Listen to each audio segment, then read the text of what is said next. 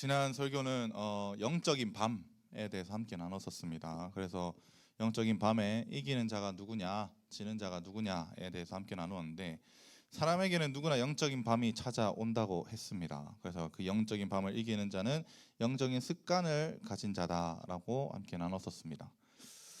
예수님께서 습관을 쫓아서 겟세마네로 가셔서 기도하셨던 것처럼 우리도 영적인 습관이 있어야 한다 말씀드렸습니다. 물론 이게 여러분 우리가 말씀도 잘 읽고 기도도 잘 하고 예배 잘 드린다, 이게 기본적인 영적인 습관은 맞는데 이게 육적인 습관처럼 하면 안 된다는 말입니다. 육적인 습관은 이게 무슨 말이냐면 자기 의로 하는 사람들이 있습니다. 내가 기도하는데, 내가 말씀 읽는데, 내가 예배 드리는데 하는 사람들이 있습니다. 이거는 이제 바리새인이 되는 겁니다. 이제 예수님 시대의 바리새인들, 아주 자기 교만이 꽉 찬 사람들이 되는 거죠. 영적인 습관을 가져야 하는데 그 영적인 습관을 가지고 꾸준하게 나아가는 자가 영적인 밤이 올 때 승리하게 된다라고 말씀드렸습니다. 그 모습을 베드로와 예수님의 모습을 놓고 비교하였다가 지난주 설교였었죠. 예수님은 어떤 상황에서도 당신께서 가지시는 사명을 끝까지 감당하시려는 모습을 보여주셨지만 베드로는 그와 반대의 모습이었죠. 베드로는 사람의 열심으로, 이제 영적인 습관이 아니라 육적인 습관으로는 정말로 대단한 사람이었습니다. 종들이 야, 너 예수랑 아는 사이지 하는 질문에서부터 부인하고 저주하고 부인하고 욕하며 저주하고 부인했다고 그 공간복음 마가복음이라 해서 말씀합니다. 이 차이는 딱 하나입니다. 그냥 영적인 습관이 있냐 없냐. 영적인 습관을 가지는 사람은 뭐냐면 성령과 교제하는 사람이 된다라는 겁니다. 성령과 친밀히 교제하는 사람은 하나님의 음성을 깊게 들을 수 있습니다. 묵상도 할 수 있습니다. 근데 그 교제가 없으면 들을 수가 없잖아요. 들을 수가 없으니까 그러면 하나님의 지혜로 살아가서 세상을 보는 게 아닙니다. 그러니까 세상을 하나님의 지혜로 보는 게 아니라 세상의 지혜로, 세상의 가치관으로 하나님의 그 세상을 바라보기 때문에 하나님의 뜻을 그대로 이룰 수가 없는 사람이 되는 겁니다. 그래서 중요한 건 뭐냐면 영적인 습관이 항상 중요하다. 영적인 기도, 영적인 말씀, 영적인 예배에 항상 참석해서 영으로 드릴 수 있는 습관을 가져야 한다는 것이 지난주 설교 말씀이었습니다. 제가 제일 좋아하는 구절이 여러 가지가 있지만 그 중에서 잠언 16장 9절을 가장 좋아합니다. 사람이 마음으로 자기의 길을 계획할지라도 그의 걸음을 인도하시는 이는 여호와시니라 라고 하는 이 구절을 상당히 많이 좋아합니다. 결혼하기 전에 저희 집에 있을 때 이걸 아예 A4 용지에 벽에 박아 놨을 정도로 이 말씀을 너무나도 좋아하는데, 오늘 빌라도 상황이 조금 그렇습니다. 빌라도의 모습이. 여러분 사도신경, 우리 처음에 아까 장원 선생님 사도신경 다시 한번 펴주실래요? 사도신경을 읽어보면 뒤에 전능하사 천지를 만드신 하나님 아버지를 내가 믿사오며 그 외에도 우리 주 예수 그리스도를 믿사오니 이는 성령으로 잉태하사 동정녀 마리아에게 나시고 본디오 빌라도에게 고난을 받으사 그 다음에 십자가에 못 박혀 죽으시고 라고 말씀합니다. 그러니까 우리 보통 신앙을 생활을 좀 했다, 그 다음에 좀 성경을 좀 안다 하는 사람들은 보통 어떻게 생각하냐면 빌라도가 십자가에 못 박았다 이렇게 많이 생각합니다. 근데 실상은 여러분 빌라도가 한 게 아니라 유대인들이 했습니다. 사실 정확하게 말하면 빌라도는 오히려 예수님을 구해 주려고, 예수가 누군지 알고 예수님을 구해 주려고 했습니다. 절대 십자가에 못 박아서는 안 된 자다라고 생각을 하고 구해 주려고 했습니다. 로마로부터 보내진 총독이니까 자기는 어떠한 힘을 써서 자기가 가진 권력을 쓰면 야, 이런 죄수 한 명 풀어주는 건 거뜬하지 라고 생각을 하고 그냥 풀어줄 수 알았습니다. 그런데 자신도 그게 자신이 있었겠지만, 근데 내가 총독인데 내 위에 로마 황제 위에 아무도 없을 건데 라고 생각했지만, 오늘 본문 말씀은 빌라도의 생각과 너무 반대로 흘러갑니다. 결국 예수님 어떻게 됐습니까? 십자가에 못 박히게 됩니다. 빌라도는 여러분들이 이런 흐름을 봤을 때 어떤 생각이 들겠습니까? 나는 분명히 이거를 컨트롤할 수 있다고 생각하고 이게 내 뜻대로 풀렸다라고 생각해서 했는데, 사람의 뜻대로 풀리지 않고 사람의 방향대로, 사람이 원하는 방향대로 풀리지 않는 이유가 뭘까? 예수님을 십자가에 못 박은 것은, 여러분 오늘 본문 말씀에 예수님을 십자가에 못 박은 것은 대제사장 안나스가 박은 것도 아니고 대제사장 가야바가 박은 것도 아니고 총독인 빌라도가 박은 것도 아니고 하나님께서 못 박으신 겁니다. 자기 아들을 직접. 왜냐하면 우리 죄를 속죄하기 위해서. 단 하나 이유입니다. 그게 하나님의 계획이었고, 저 여러분들이 이 하나님의 계획을 먼저 알기 원합니다. 본문을 풀면서 하나하나 말씀드리겠지만, 하나님의 계획을 알게 되면 하나님 계획, 우리를 구원하시려는 그 구속사보다 큰 계획은 없고 하나님 뜻에서 하나님의 놀라운 계획을 알아가는 것이 더 큰 게 없구나라는 것을 알아가고, 저와 여러분들이 하나님의 지혜를 깨닫는 시간 되기를 주님의 이름으로 간절히 바랍니다. 1절 한번 읽어보겠습니다. 같이 읽겠습니다. 시작. 이에 빌라도가 예수를 데려다가 채찍질하더라. 이에는 토테운임이라고 해서 직역을 하면 그러므로 그때라고 해야 됩니다. 이제 그러면 그러므로 그때는 뭐냐 하면 18장부터 20장은 하나 통으로 봐야 되거든요. 그러니까 18장 앞의 내용을 이야기하는 겁니다. 18장 앞의 내용. 그래서 19장을 이해하려면 18장을 알아야 된다라고 했는데, 18장 38절에 보면 이렇게 적혀 있습니다. 빌라도가 이미 나는 이 자에게서 죄를 찾지 못했다라고 말을 합니다. 그러니까 무죄를 선고한 겁니다. 무죄를 선고한 건데, 무죄 선고했잖아. 그럼 갑자기 빌라도가 뭐라고 하냐면, 이에 빌라도가 예수를 데려다가 채찍질을 하더라라고 합니다. 무죄라는데 왜 때릴까? 이렇게 되는 거죠. 아이러니해 보이는 부분입니다. 사실은 이제 십자가 채찍질은 공간복음에서는 십자가형 선고받고 하거든요. 십자가 선고는 16절에서 합니다. 그러니까 예수님을 때리면 안 돼요, 원래는.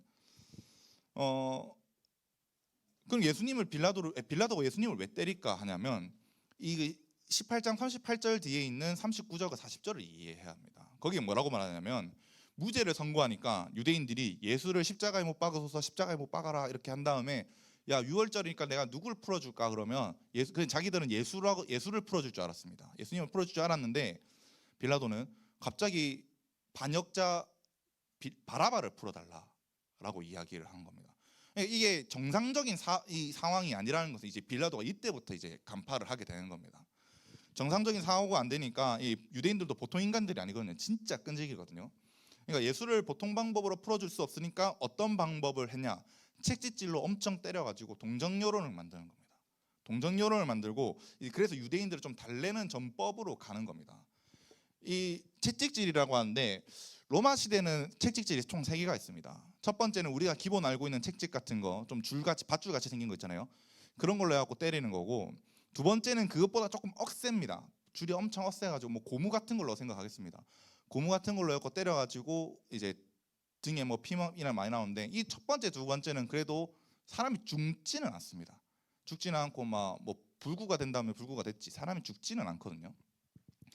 근데 이 세 번째 형은 이제 십자가형을 선고받은 사람만 받습니다. 아니면 엄청난 준범죄자 뭐 이런 것만 받는데, 그 어떻게 되면 보통 세 갈래, 이렇게 채찍 손잡이면 세 갈래로 이렇게 갈려집니다.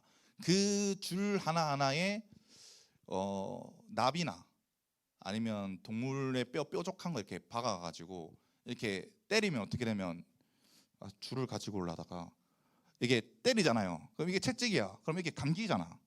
감기 다음에 잡아 당기면 어떻게?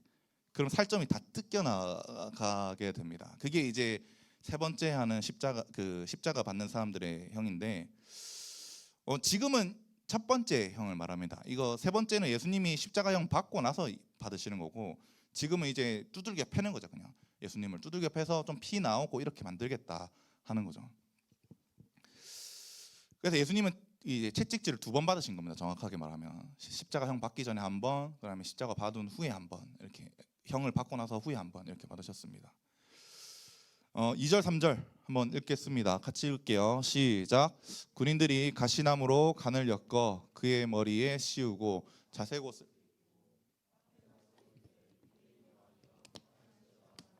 그 손으로 때리더라. 아멘. 이렇게 예수님의 유대인들이 고발한 게 첫 번째, 자기들이 생각한 건 신성모독죄입니다. 신성모독죄. 근데 고발을 어떻게 했다고 했습니까? 빌라도한테 고발할 때 이 사람은 반역자다, 지금 밀란 반역을 일으켜서 자기가 왕이 되려고 한다라고 이렇게 고발을 했습니다. 반란죄죠. 자기가 왕이 되려고 반란을 일으켰다 하는 의미에서 이제 군인들은 어떻게 하냐면 가시관을 씌웁니다. 가시관이라기보다 이거는 이제 대추야자 나무라고 해서 이스라엘에서 나는 건데 한 진짜 억세거든요. 난 이게 희였다는 것 자체가 좀 내 힘으로도 안 되더라고요. 잘 줄기인가 뭐 잘 모르겠는데 하는데 그 가시 하나하나의 가시가 한 3cm에서 5cm 정도 되는 가시가 있습니다. 그 줄기 한 줄기에 여러 개, 이제 장미처럼 여러 개가 있다는 거죠. 그거를 이제 똘똘 말아가지고 간을 씌워서 예수님 머리에 이렇게 씌웠다는 거예요. 예수님 머리에 씌우면 어떻게 되노? 머리가 이제 다 찢어지는 거죠. 두피가 다 찢어지면서 피가 이렇게 엄청 많이 나게 됩니다. 그 다음에 뭐였노? 그 다음에 자색 옷을 입혔다고 하는데 이 홍포거든요. 홍포, 정확하게 말하면 붉은 옷을 말하는데 원래는 황제나 군인들이 입습니다. 원래는. 그래서 사실 굉장히 비싼 옷이에요. 이게 뭐냐면 페니키아, 여러분 압니까? 페니키아, 이스라엘 바로 위에 있는, 성경으로 말하면 두로와 시돈이 이제 페니키아라는 곳인데 거기서만 이 옷감을 만들 수 있습니다. 거기서 이제 옷감 하나를 만드는데 6g 정도에 대한 염료를 쓰는데 이 6g을 만드는데 조개에서 염료를 채취하거든요. 한 조개당 0.0000 하나 둘 셋 넷 1g 이렇게 나온답니다. 한 조개. 그러니까 한 6g 만들려면 6만 마리의 조개를 이제 채취해서 염료를 채취해야 되는 정도. 그러니까 엄청 비쌀 수밖에 없어요. 이거는 사실 엄청 비싼데 이거를 어떻게 군인들이 입고 있는 거죠. 군인들이 예수님한테 입힌 다음에, 그럼 예수님 지금 피하고 이게 채찍 맞아가지고 어떻게 됐어? 피 상처가 엄청 많이 나와가지고 다 까졌거든요. 그다음에 거기다가 홍포를 입힌 다음에 조금 있다가 마르면 어떻게 될까? 굳잖아. 그럼 그 상태에서 다시 한번 뜯으면 다시 피가 나오는, 이렇게 되는 게 이제 상황이 그런 상황입니다. 그러고 나서 이제 그러니까 입히면 타면 상처가 새로 벌어지는 뭐 이렇게 된다는 건데, 그러면서 뭐라고 말하면 3절에 보면 앞에 가서 이르되 유대인의 왕이여 평안할지어다 하면서 손으로 때리더다. 그러니까 평안해라 하면서 다 때리고 있죠. 이게 여러분 이 때릴지어다 이거 있잖아요. 손으로 때리더라 이거는 미완료 형태로 되어 있습니다. 그러니까 한 번 했다는 게 아니라, 자 내가 예수님이라 칩시다. 그럼 여기 있는 사람들이 다 군인이야. 4인 1조거든요. 4인 1조. 이게 한 줄에 한 명이라 하면 로마 군대는 4인 1조이기 때문에 얘네들이 한 번 왔다가 내 가시관 씌우고 홍포 씹었다가 뜯어내고 그 다음에 때리고 그 다음에 한 좀 시간 지나면 얘네가 오는 거예요. 얘네가 와서 또 예수님 때리고 홍포 덮었다가 뜯어내고 이걸 계속 반복했다는 겁니다. 계속. 그러니까 얼마나 했는지 몰라요. 근데 오늘 본문에 안 나오는데 형이 새벽 6시에 형이 내려지거든요. 지금 이제 자정 12시고, 그럼 이게 계속 이어졌다면 한 6시간 동안 계속 이랬단 말입니다. 거의 6시간 동안 계속 사람 패고 이랬단 말입니다. 그러니까 이제 채찍을 맞아서 온몸에 피멍 들었고 가시멀리가서 피가 철철 나고, 그다음에 손으로 때려갖고 얼굴 눈티 반티 싸반티 됐겠죠. 막 이게 피 막 되고. 처음 들어봐요? 아니죠? 처음 들어봐? 시대 차이가 이러나. 한번 하고 얼굴에 피 얼굴에 막 다 묻어 있고 온몸에 피 다 묻어 있고, 이런 상황. 빌라도는 이렇게 생각한 거지. 이 정도의 모습을 사람들한테 보여줬으면 불쌍해서 풀어줘라 하겠지. 사람이면 풀어줘라 하겠지 생각했는데, 그래서 유대인한테 협상을 하러 가는 겁니다. 그래서 어떻게 협상하느냐? 4절 5절입니다. 같이 읽어보겠습니다. 시작.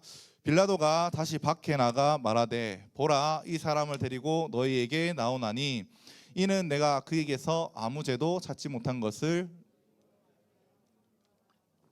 이에 예수께서 가시관을 쓰고 자색옷을 입고 나오시니 빌라도가 그에게 말하되 보라 이 사람이로다 하매, 빌라도가 다시 유대인한테 가서 말하는데 보라 이 사람을 데리고 너에게 나오나니 이는 내가 그에게서 아무 죄도 찾지 못한 것을 너희로 알게 하려 함이로다 이렇게 말하는데 중간에 이는 이거는 희나라고 해서 뭐뭐 하기 위해서입니다. 그러니까 왜 나오는지 이유가 뭐냐면 내가 걔한테서 아무리 뒤져보고 패고 이렇게 해봤는데 걔 죄 없더라라는 것을 너희한테 알려주려고 지금 이제 데리고 다시 나온다 이렇게 이야기하는 거예요. 빌라도의 생각은 이런 겁니다. 예수님의 모습이 이제 많이 피가 많이 나고 눈 멍 다 들고 막 이렇게 했으니까 불쌍해 보이니까 동정녀를 만들자 해서 데리고 온 겁니다. 빌라도가 볼 때는 이게 이스라엘 내부의 종교 문제 정도밖에 안 보였었던 거예요. 간단한 거였죠. 간단한 거였으니까 이런 정도 하면 풀어주겠지 이렇게 생각한 겁니다. 여러분 로마 하면 뭐가 제일 첫 번째 떠오릅니까? 로마 하면 희원아. 콜로세. 좋습니다. 현우야. 군인. 너다. 소금이요? 채나 혹시 기억 알겠어? 테리나 모르겠나? 로마 하면 사실 제일 첫 번째로 생각나야 되는 건 뭐냐면 뭐 다른 것도 많이 있겠지만 법치 국가라는 걸 알아야 됩니다. 법치 국가. 지금 미국의 기본적인 형태가 로마에서 착안한 겁니다. 미국의 법이 로마에서. 그러니까 미국의 생각은 뭐냐면 무조건 법대로 한다. 예요. 우리나라 사유재산 인정해요, 안 해요? 인정합니다. 근데 실제로 법정에 가면 그럴까? 하면은 아닙니다. 예를 들어 볼까요? 여러분 미국에서는 내 집에 들어와서 내 집에 허락도 없이 들어오면 총기 사용해서 죽여도 합법입니다. 그런 주가 있어요. 왜 그럴까? 사유재산을 인정하기 때문이다. 내가 분명히 허락 안 했는데 네가 들어왔으니까 이게 인정이 됩니다. 미국에서는. 근데 한국에서 그렇게 하면 살인죄죠. 바로 이 사유재산이 정확하게 사실 인정 안 되는 겁니다. 정확하게 말하면. 아무튼 로마는 근데 그것보다 더 심한 법치 국가입니다. 무조건 법대로 해야 된다. 네, 근데 총독이잖아. 그럼 얼마나 법치에 대해서 이해가 강하고 법에 대해서 이해가 강하겠냐고. 그런데 형도 무슨 사형 선고 이런 거 내려지지 않은 예수님을 때려서 왜 동정연원을 만드냐면 어떻게 해서든 빌라도가 예수님을 풀어주려고 하는 겁니다. 그 이유밖에 없습니다. 그리고 빌라도는 당연히 그 계획을 성공할 거라고 생각했는데 유대인들은 그 모습을 보고 어떻게 반응하냐. 6절 한번 읽어보겠습니다. 6절이죠. 같이 읽어보겠습니다. 시작. 대제사장들과 아랫 사람들이 예수를 보고 소리 질러 이르되 십자가에 못 박으소서. 빌라도가 이르되 너희가 친히 데려다가 십자가에 못 박으라. 나는 그에게서 죄를 찾지 못하였노라. 이렇게 말합니다. 대제사장들과 아랫 사람들이 예수님을 보고 이제 반응은 오히려 십자가에 못 박아라. 막 2번 반복하고 계속 이렇게 했다는 거는 계속 소리 질렀다는 겁니다. 십자가 이런 식으로 계속 반복했다는 겁니다. 그 빌라도가 말할 때까지. 그러니까 이게 사실 폭동 같은 수준으로 이제 계속 이렇게 소리 질렀다는 겁니다. 빌라도의 생각은 이 정도면 끝나겠지였습니다. 자기 계획으로는. 근데 유대인들은 오히려 예수님의 모습을 보고 자신들이 이겼다. 야, 이건 무조건 좀만 더 밀면 예수 무조건 죽일 수 있다라고 생각을 한 겁니다. 그리고 소리를 더 크게 외친 겁니다. 이거는 분명히 선동꾼이 있는 겁니다. 선동을 한 자가 누구냐 하면 제일 앞에 그 히브리 문체나 헬라어 문체에서 보통 주체자가 제일 앞에 나와 있습니다. 주체자가. 그러니까 뭐라고 돼 있어요? A 보면 대제사장들이라고 돼 있죠. 그러니까 대제사장이 뭐 누구를 옆에서 목소리 큰 놈한테 시키든 뭐를 하든 십자가에 못 박아라 빨리 말해라 크게 해라 아니면 자기가 먼저 말했든가 이렇게 했다는 겁니다. 이렇게. 그래서 빌라도는 야 나는 아무 죄 못 찾았다. 그냥 유대인들은 예수를 십자가에 못 박아라 이렇게 계속 반복하는 겁니다. 빌라도는 아무 죄 못 박았으니까 야 너희 마음대로 박아라. 너희가 박아라 이렇게 하는데 이 말은 뭐냐면 너희 못 박을 거 안다. 너희한테는 그런 권한이 없으니까 나는 못 박는다 이렇게 하면 끝이거든요. 이 말이 그 말이에요. 근데 유대인들은 그래서 유대인들은 뭐라고 말하냐면 7절 한번 보겠습니다. 7절 한번 같이 읽어볼게요. 시작. 유대인들이 대답하되 우리에게 법이 있으니 그 법대로 하면 그가 당연히 죽을 것은 그가 자기를 하나님의 아들이라 함이니이다. 아멘. 빌라도는 반드시 자기의 뜻대로 이루어질 것이라 생각했습니다. 그리고 풀어주려고 했고, 그런데 이제 문제가 심각해진 게 뭐라냐면, 유대인들이 뭐라고 말하냐면, 야 우리도 법이 있는데, 우리 이스라엘에도 법이 있다. 그 법대로 하면 얘 바로 죽여야지. 얘는 그 법이 뭐냐면 지가 하나님의 아들이라고 말한다. 이거 바로 죽여야지. 신성모독인데 우리한테 권한이 없으니까 네가 죽여줘. 이렇게 말을 하는 거죠. 이 레위기 24장 16절에 이렇게 말하거든요.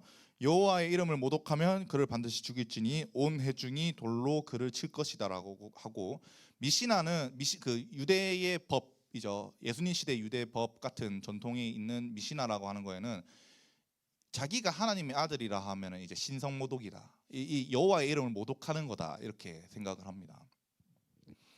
그리고 예수님이 지금 이 십자가 달리기 때 빌라도가 몇 년 차냐면 총독으로 한 3년 차쯤 됩니다. 3년이면 군대 갔다 온 사람, 주영선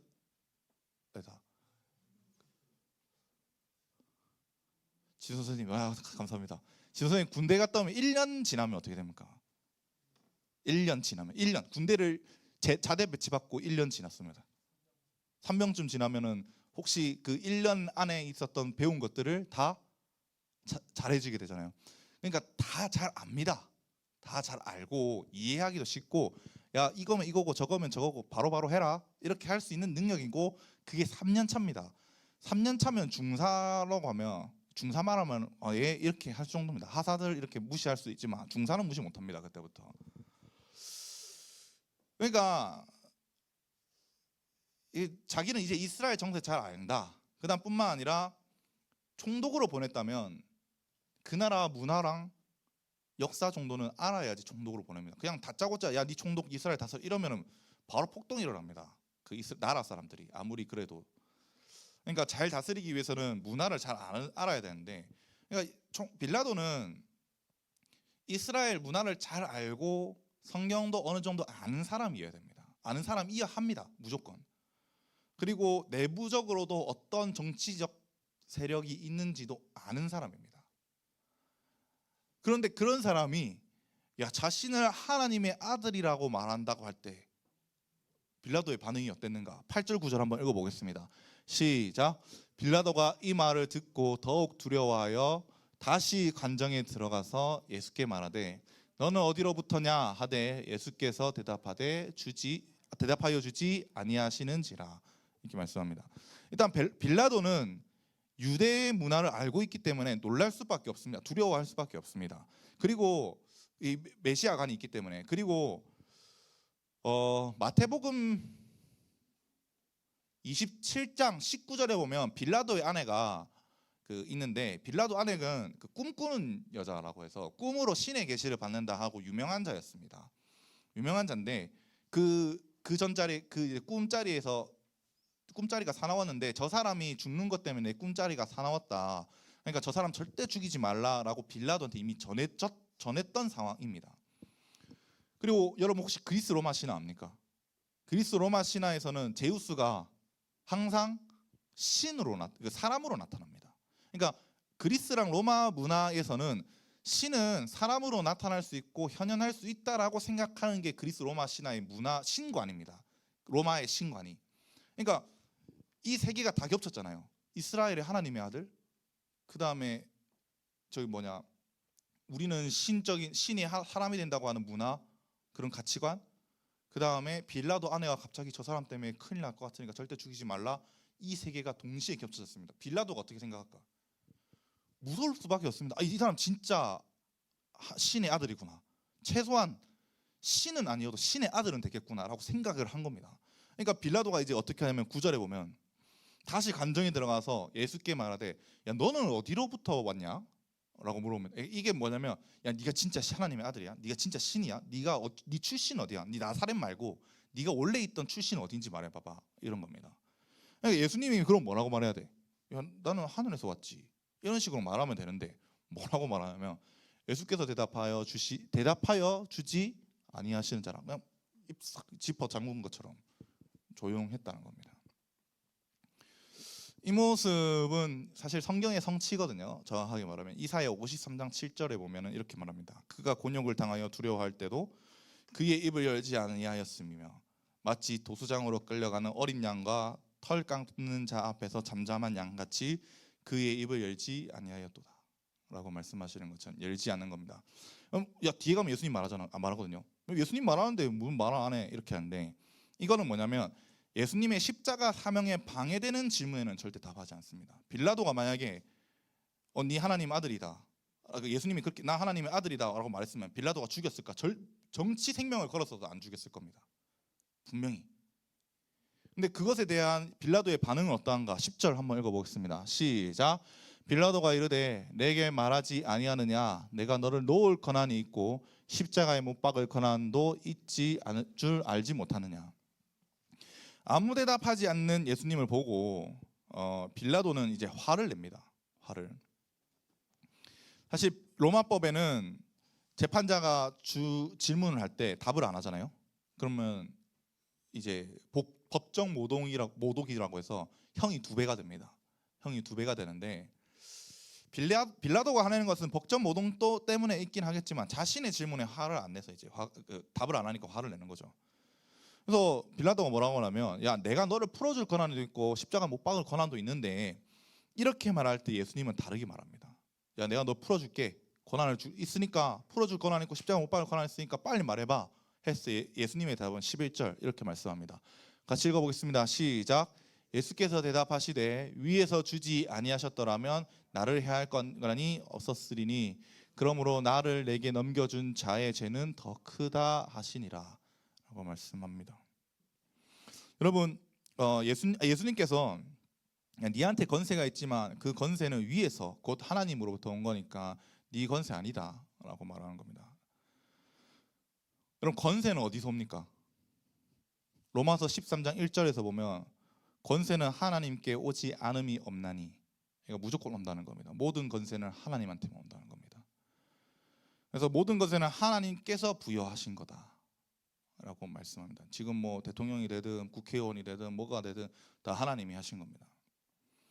빌라도가 십자가에 못 박을 권한을 가진 것도, 총독이 되는 것도 결국에 뭐냐면 하나님께서 허락하신 권세라는 겁니다. 하나님께서 허락하신 권세.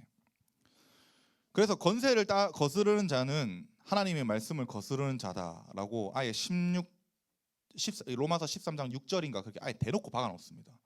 권세를 거스르면 하나님을 대적하는 자다. 왜냐하면 다니엘서 2장 20절에 다니엘이 말하여 이르되 영원부터 영원까지 하나님을 창송할 것은 지혜와 능력, 권세를 말합니다. 그에게 있음이로다. 그로부터 다 흘러온다는 겁니다. 지혜를 주시는 분이 누구냐? 하나님이 권세를 주시고 지혜를 주시고 하나님이 권세를 주시고 그 사람의 물질을 허락한 것도 하나님이시다라는 겁니다. 내가 벌었는데요, 내가 얻었는데요, 그거 하는 것 자체를 하나님께서 주신 겁니다. 허락하게 해주신 거. 그래서 하나님이 주신 권력이라는 겁니다.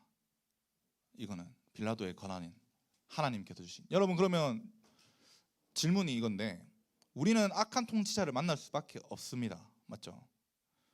불법적인 법을 제정해도 할 수도 있고 나쁜 법을 제정할 수 있습니다. 이 나라나 어느 나라든. 예를 들면 동성애를 통과했다 이러면 어떻게 할 겁니까? 에 대한 질문이 나타나는 겁니다.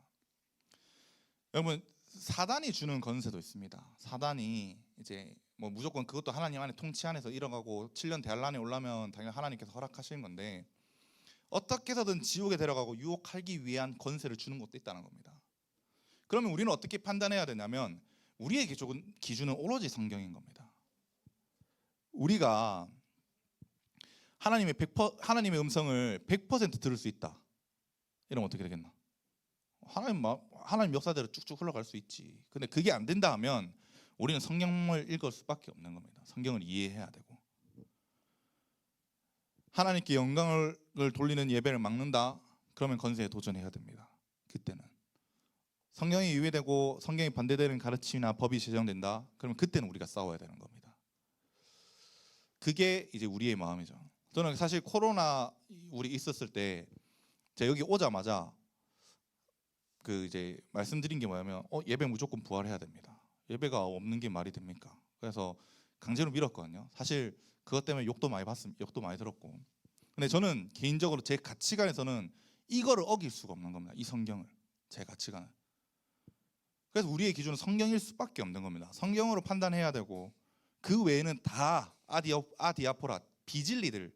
예를 들면 내가 네 좋아한다, 왜 내 안 좋아해? 이거는 비진리 문제잖아. 내가 초콜릿 좋아한다, 그 비진리 문제잖아. 그거는 그냥 다 허용해 준다는 겁니다. 말 많았네. 아무튼 그리고 예수님은 빌라도보다 나를 내게 넘겨준 자, 즉 이게 안나스랑 가야바를 이야기합니다. 걔네들이 제가 더 크다. 그러니까 걱정하지 마라 말합니다. 12절입니다. 읽어보겠습니다. 시작. 이러함으로 빌라도가 예수를 놓으려고 힘썼으나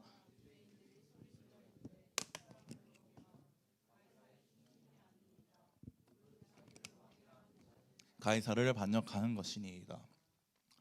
이러함으로는 이제 원역으로 지적하면 이제 그때부터입니다. 그때부터 유대인들이 그 빌라도가 이건 진짜 하나님의 아들이 맞구나라고 생각하고, 그때부터 빌라도가 예수를 놓으려고 힘을 썼다면 예수님을 풀어주기 위해서 더 힘썼습니다. 미완료로 돼 있습니다.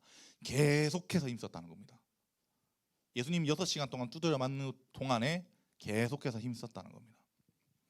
근데 계속해서 십자가에 못 박아라, 십자가에 못 박아라, 십자가에 못 박아라. 그래서 유대인들이 6시간 동안 이거 계속 질질 끄면은 다음날 6월절이니까 안 되겠네 해서 필살기가 뭐였냐, 이 가이사 앞에 유대인들이 소리 질러 이르되 이 사람을 놓으면 가이사의 충신이 아니니이다. 무릇 자기를 왕이라 하는 자는 가이사를 반역하는 것이니이다 라고 말합니다. 이제 유일한 필살기인 자기를 보낸 황제의 반역이라고 이야기하는 겁니다. 이 3년 전에 빌라도의 친구가 있었는데, 빌라도 친구가 비슷한 상황이 있었는데 빌라도 친구가 죽었습니다. 그때는 반역이라고 했는데도 빌라도 친구는 살려줬거든. 총독이었던데. 근데 빌라도는 그 3년 뒤에 사건을 아는 거죠. 나도 죽겠는데 라고 생각을 하는 겁니다. 빌라도는 여러분 예수님이 무죄인 것을 알고 예수님을 풀어주려고 했지만, 그리고 하나님의 아들이라는 것을 더 알고 더 풀어주려고 했지만, 자기 정치 생명을 걸면서까지 예수님을 풀어주려고 한 건 아니었습니다. 그래서 어떻게 했느냐, 13절 14절입니다. 같이 읽어보겠습니다. 시작. 빌라도가 이 말을 듣고 예수를 끌고 나가서 돌을 깐 뜰 히브리 말로 가바다에 있는 재판석에 앉아 있더라. 이날은 6월절의 준비일이요 때는 육시라. 빌라도가 유대인들에게 이르되 보라 너희의 왕이로다 라고 말합니다. 가다바라고 하는 재판석에 앉았다는 거죠. 그때가 언제냐, 6월절이더라. 6월절 준비일. 6월절 준비일에 뭐 하는 줄 압니까 여러분? 다 정결하게 한 다음에 양을 삶은 다음에 양을 죽여서 양을 삶습니다. 6월절 음식을 먹기 위해서. 이게 왜 6월절 이렇게 지켜야 되냐 하면 대속의 의미로 양을 잡는 거거든요.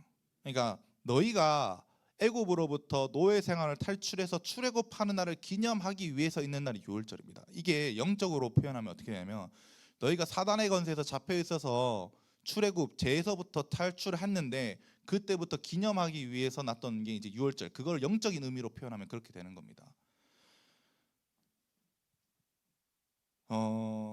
제에서부터 해방되는 것을 준비하는 그 일, 하필 그 일이 있을 때 예수님의 십자가형이 내려지는 겁니다.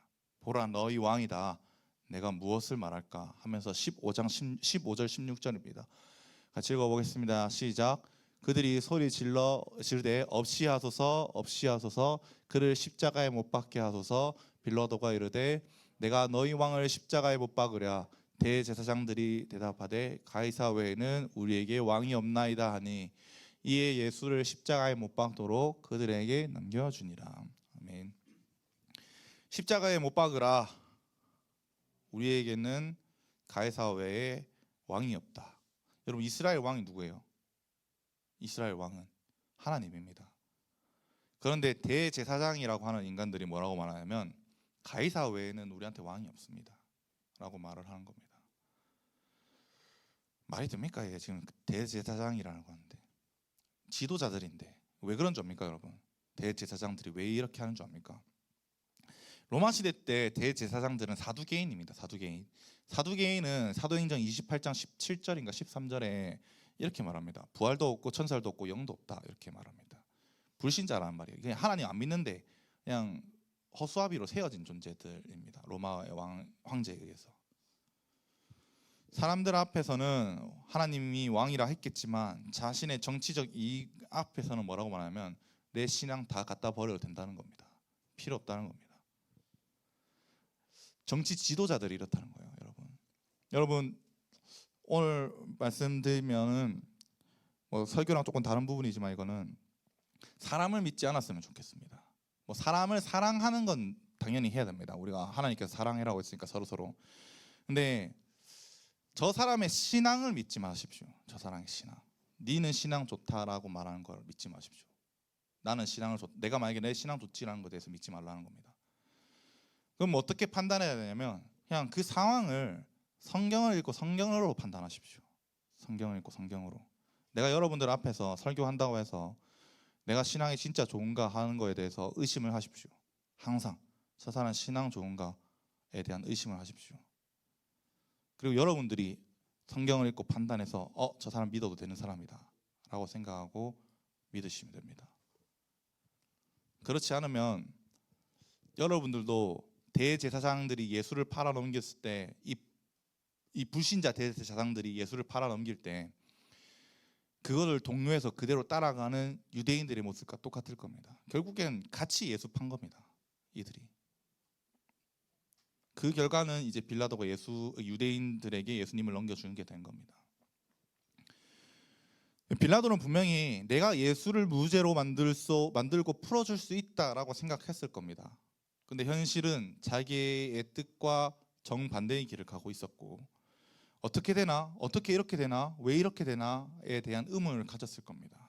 예수님은 말씀합니다. 오늘 11절 말씀에 네가 그런 권세를 가진 것은 하나님이 주셨기 때문이다. 하나님 뜻에 반대 방향을 가진다면 그 계획은 이루어지지 않고 하나님의 뜻에 맞지 않는다. 하나님의 계획은 구속사거든요.